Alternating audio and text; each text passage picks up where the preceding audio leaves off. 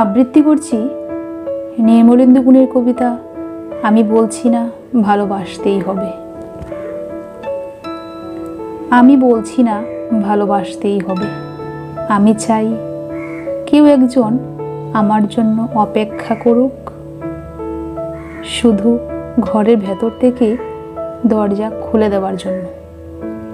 বাইরে থেকে দরজা খুলতে খুলতে আমি এখন ক্লান্ত।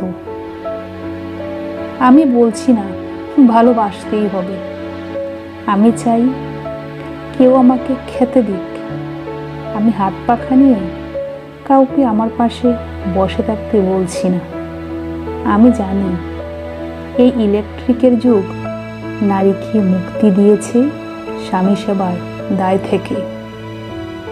আমি চাই কেউ একজন জিজ্ঞেস করুক আমার জল লাগবে কিনা, নুন লাগবে কিনা, পাট শাক ভাজার সঙ্গে আরও একটা তেলে ভাজা শুকনো মরিচ লাগবে কিনা, এঁটো বাসন গেঞ্জি রুমাল আমি নিজেই ধুতে পারি।